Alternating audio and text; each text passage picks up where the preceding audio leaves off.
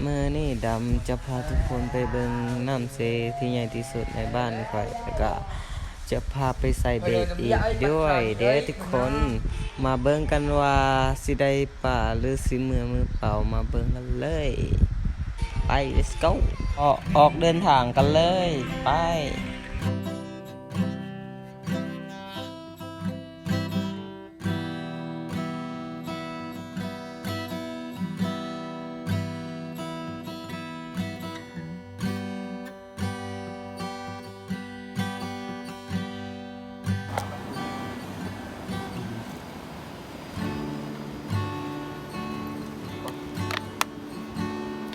ใหญ่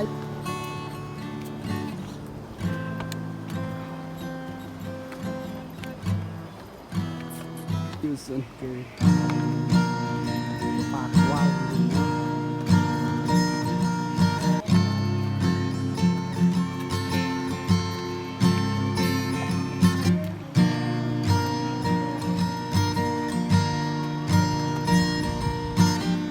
นายเต็มปีขอให้ได้ผลกำไรงานเส้นทางไม่เมื่อยขอให้ได้แน่โอเคเรามาเริ่มใส่เบ็ดกันเลยไปเบิ่งกันทุกคน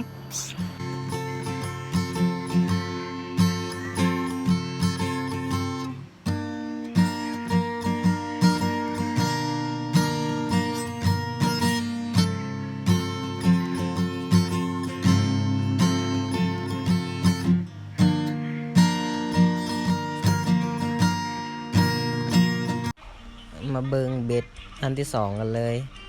อันที่หนึ่งคือปล่อยไปแล้วกันนี้อันนี้คือจะใส่เบ็ดอันที่สองเริ่มใส่แล้ว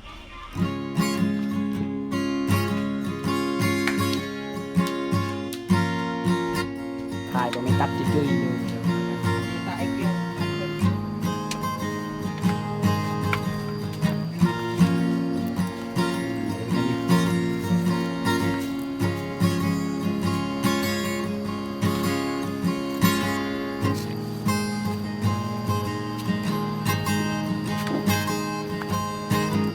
ชาม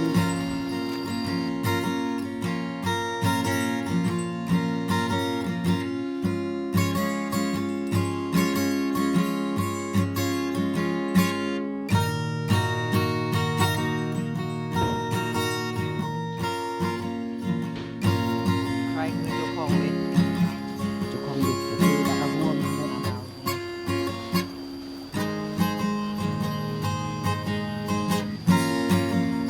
แล้วก็ไข่ไข่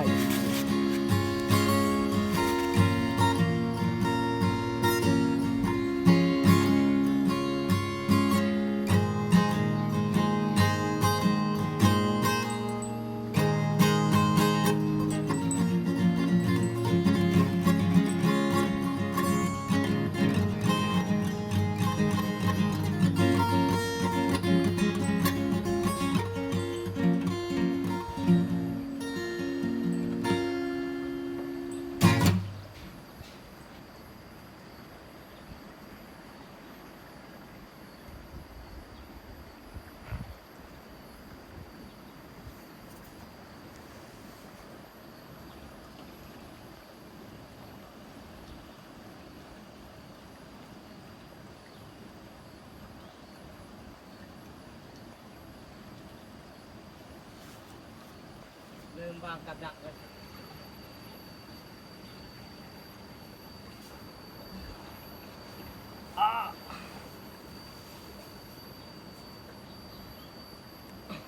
เลยดูปะ Ủa gì này đây nè. Xịt.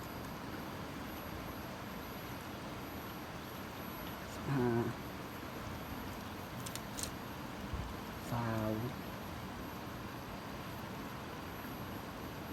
Sao ha.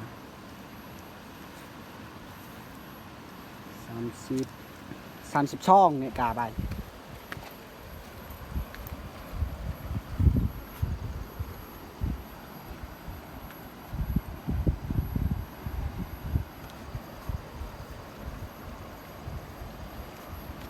cái món cái ăn tạc ở đây được hả cái món tạc gọt đây và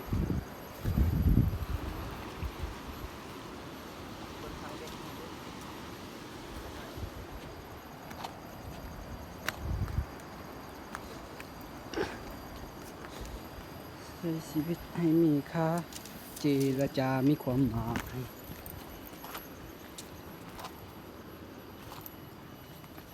เขาบอกเอง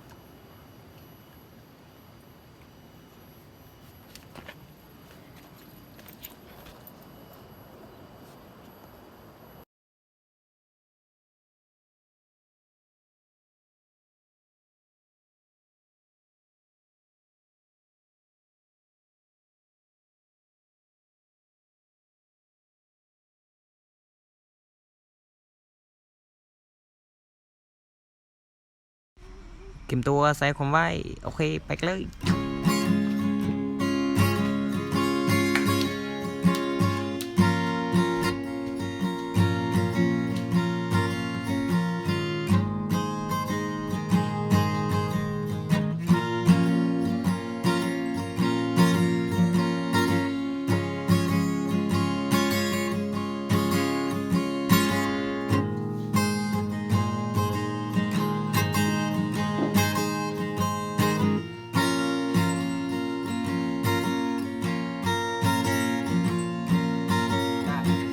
ทำมันสำเร็จ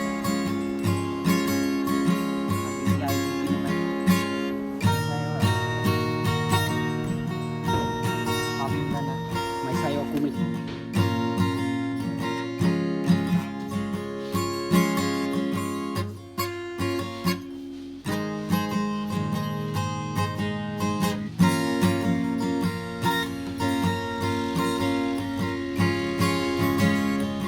ยโกหกตัวเองด้วย เคยลอง ไม่ได้ได้ let's go ยกคิดยกได้ยก ยกอะไรเนี่ยยกปี2056โอ้ตรงนี้ก็เหมาะน่าอยู่ดูดิที่อะไรครับทุกคนเมนมาด้วยนะครับถ้าบึกเนี้ย ว่าคุณใช้ชีวิตแต่ละวันทำอะไรไปบ้าง ซีเนียนะ โอ้ขับบนนั้นแกบรรยากาศเนาะ อ๋อ โคตรดีว่ะ คักเกินตรงนั้นกัน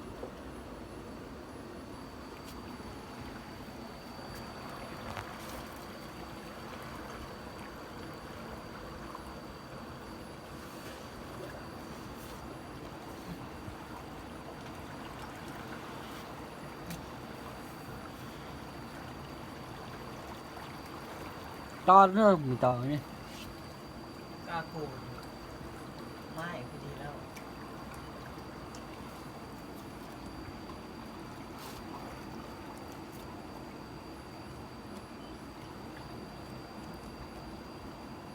ปลามันชอบเข้าหรือว่ามึงไปอยู่ทางนั้น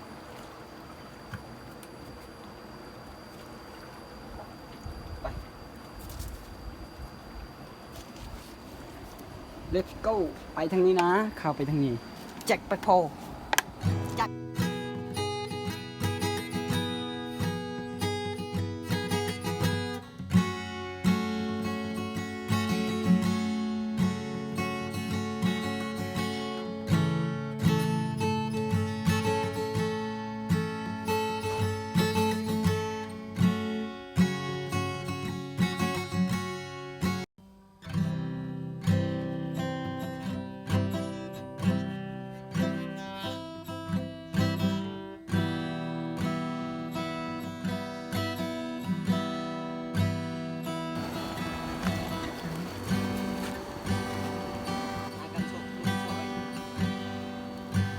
นอนกันชกยุง ตอนสวยยัง มอนนกออกเป็นทุกวัน ไม่จุดน้ำก็ต้องนี่ เ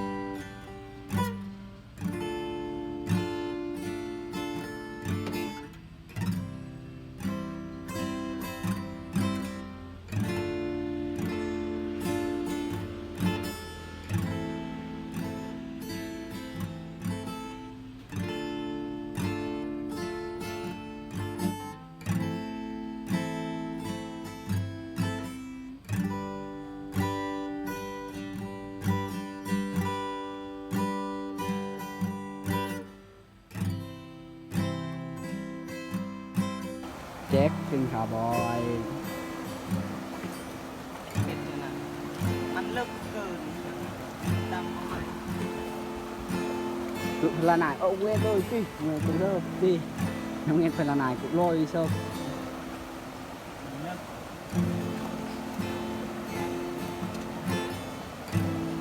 bớt mung năng tết khắp phố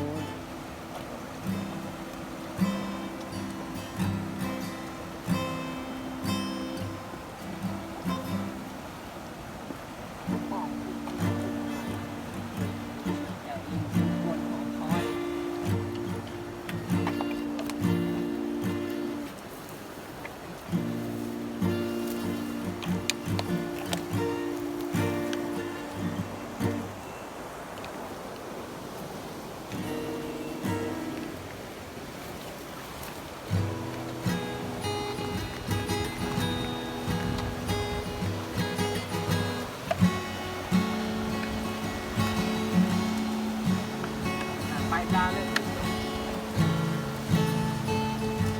อะไรอยากออกโรงแล้วอยากออกล่าแล้วสนใจยัดจะนึกไปไงนะ ní rồi à cam tao màu này chú nó ăn phút rồi à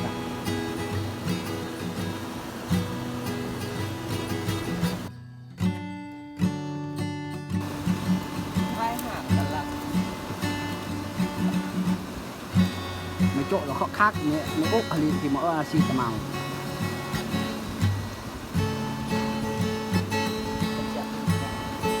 วางไปกันเลยว่าทำ nhiều nó nói giờ cặp mà giờ bên đường ý giặt chụp bên đường chụp nè mấy là cặp tao màu nào mấy đấy mà nói nhé là cặp ใช่ nó kia nó tầm nó kia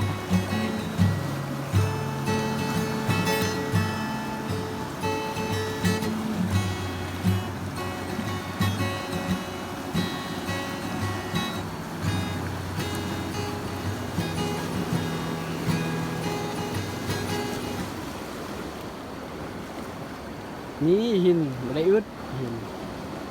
อึดแห้งอะลี่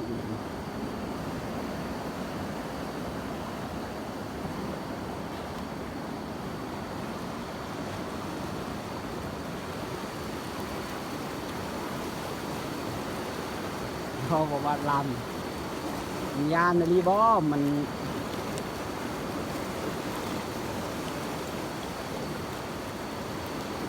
ก็คัก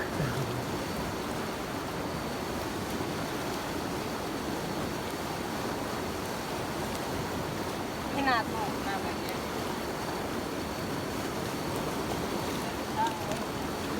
nãy thằng đây chỗ nó kỳ lắm à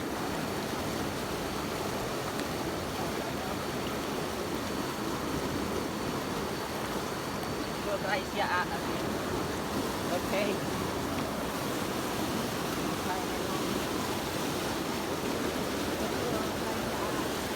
จะไปก็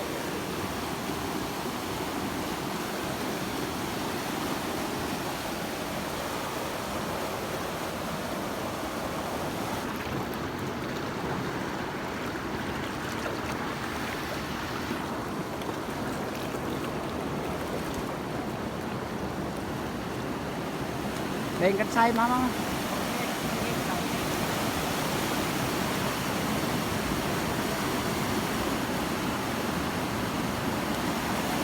เอาไหมจอดสะพานลาดนะครับเพื่อนเจอสิพาจอดไป Ồ,